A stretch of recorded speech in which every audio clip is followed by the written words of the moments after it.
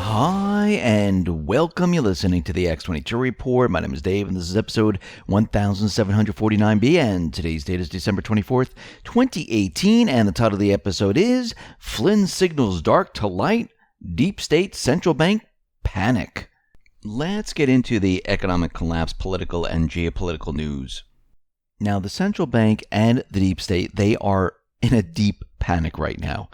They don't know what to do, and there are many individuals out there, and they are tweeting out like crazy because they know the end is near. Now, James Comey, once again, was out there tweeting, and he's trying to show that this government shutdown is affecting FBI families. And he tweeted out the following: FBI families will spend Christmas without a paycheck. This president promised Mexico would pay for the wall, but innocent people are now paying for the price for another lie. Our thoughts are with the hardworking public servants and their families. So Comey is out there saying that the FBI is going to spend Christmas without a paycheck. They will not be able to buy gifts, and they're not getting paid before Christmas.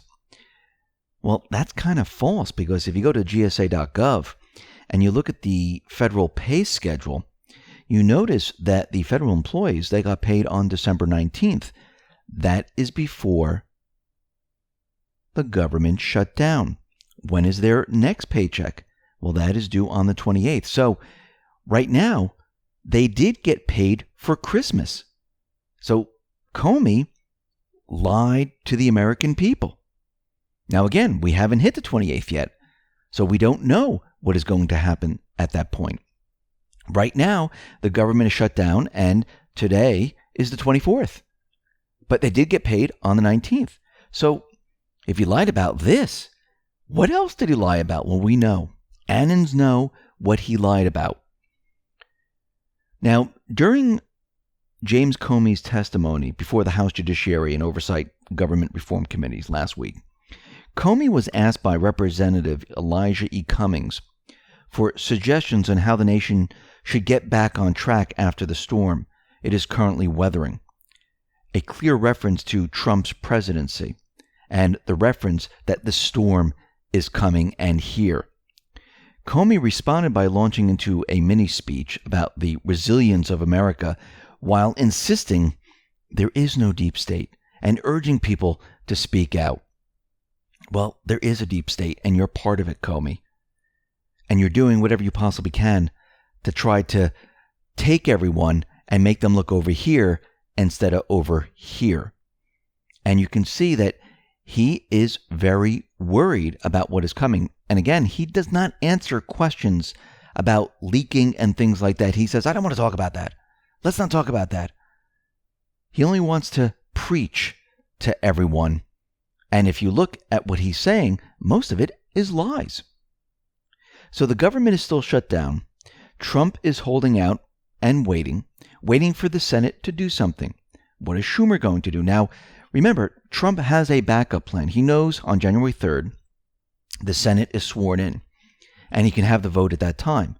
But he wants, and I believe he wants Schumer and the rest to fold, and he wants them to vote before that period of time. But he does have backup plans. He has the Senate, he has the military, and he's ready to build this wall. But I think his whole push right now is to have the deep state actually fold. He tweeted out the following: the most important way to stop gangs, drugs, human trafficking, and massive crime is at our southern border. We need border security. And as everyone knows, you can't have border security without a wall. The drones and technology are just bells and whistles. Safety for America. And he continually is out there showing everyone that these people wanted border security. They talked about border security. They talked about walls. They talked about immigration laws. And they never did anything. He's showing everyone that they are liars. They just talk about what you want to hear, but they never actually do anything. Now, what's very interesting, there are two GoFundMe pages, one for a border wall and one for a ladder. Now, hear me out on this. The first one is We the People Will Fund the Wall. It is closing now in on around 16 million in just 6 days. Some 259,000 936 have donated almost $16 million, and the goal is $1 billion. Now, the individual that created the page is Brian Colfash, a triple amputee Air Force veteran. And he says it's time that we uphold our laws and we get this wall built. Now, there's another GoFundMe page because when they heard the wall's being built, they decided, oh yeah, we're going to counter this. So Charlotte Clymer, a transgender Army veteran and human rights activist from Texas, launched a page titled Ladders to Get Over the Wall. Now, in 4 days, they raised $142,000. So let's compare these two. The American people in 6 days sent in $16 million for the wall. In 4 days, for ladders to have illegals climb over the wall, $142,000 in 4 days. What do you think the people want? Well, quite obvious. The people want a wall. They understand that we need border security. Now, over the year of 2018, we know there were a lot of fake news stories, and Daily Caller put this together. I'll read some of the stories here. If you want to see the rest of it, the link is on the X22 Report, or just go to Daily Caller and you can see the rest. So here's a list of 2018's worst examples of fake news. The Washington Post blames Border Patrol for death of 7-year-old migrant.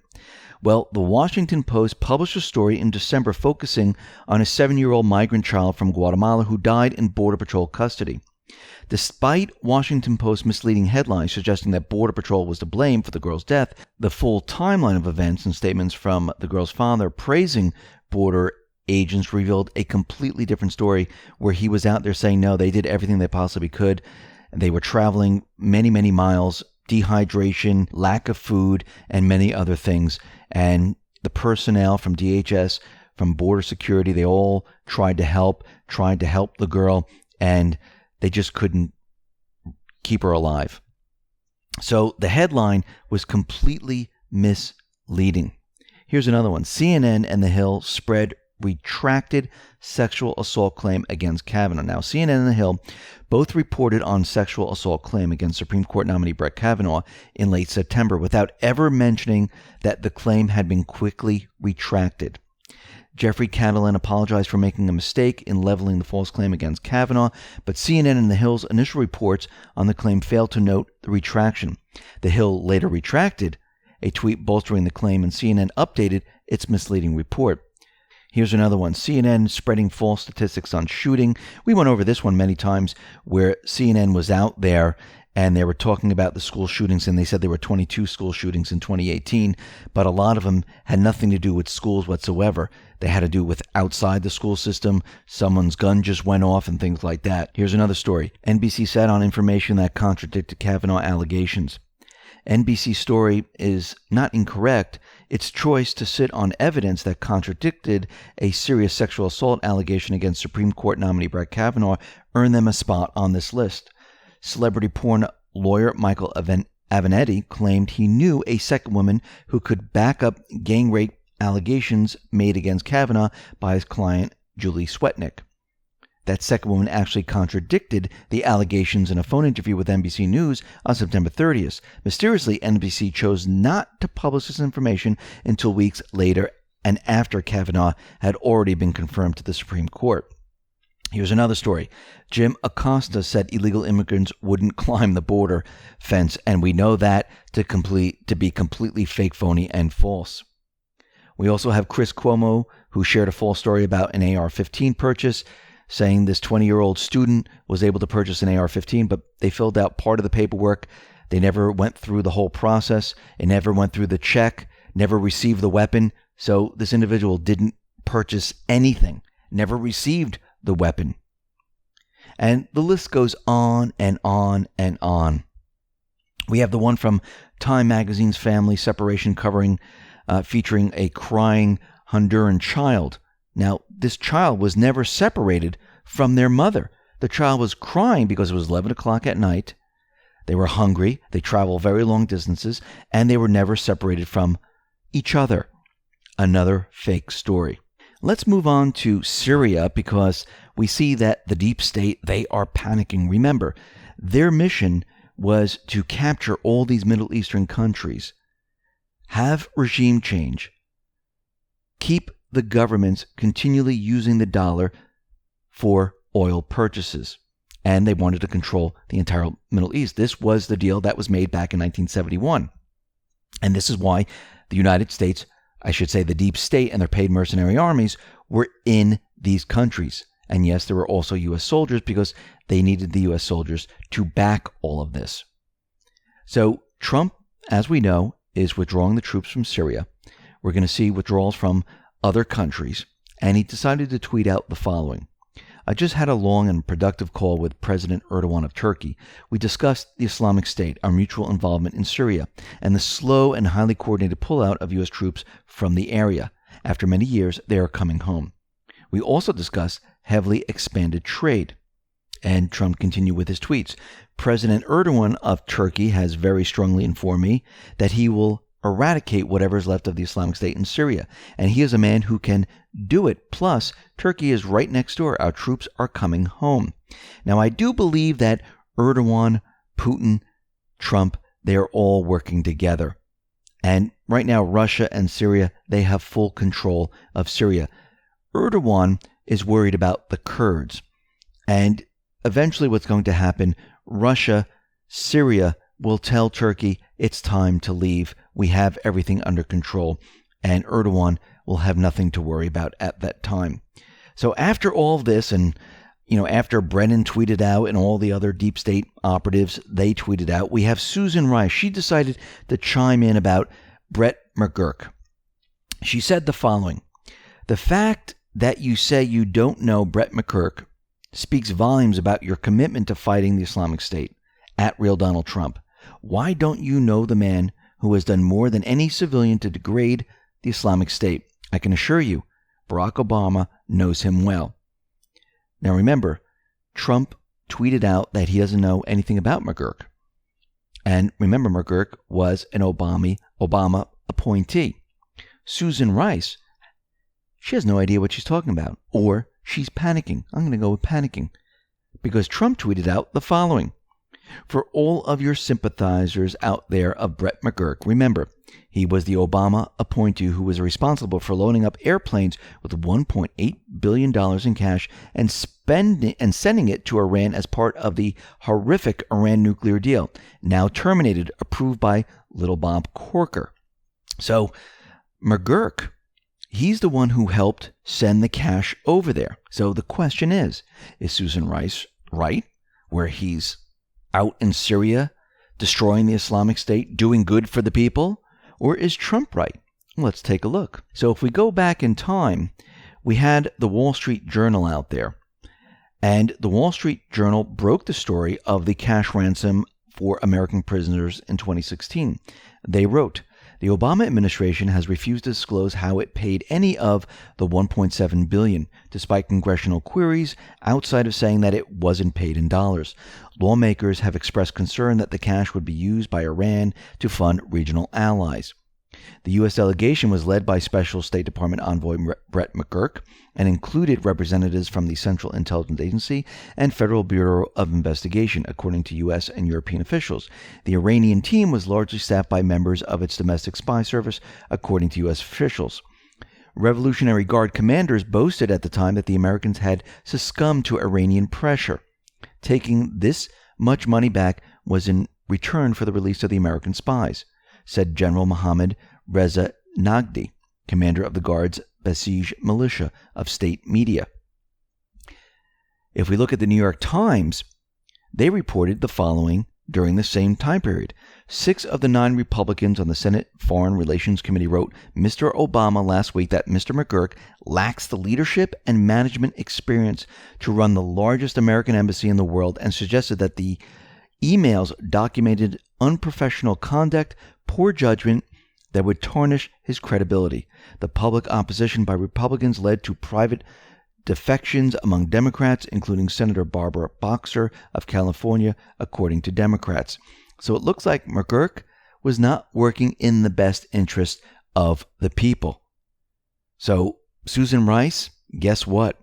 Trump is right. And Trump continued with his tweets about all these different senators talking about how we don't appreciate our allies and things like that, he said the following: "To those few senators who think I don't like or appreciate being allied with other countries, they are wrong. I do. What I don't like, however, is when many of these same countries take advantage of their friendship with the United States, both in military protection and trade. We are substantially subsidizing the militaries of many very rich countries all over the world, while at the same time these countries take total advantage of the U.S. and our taxpayers on trade. General Mattis did not see this as a problem. I do, and it is being fixed."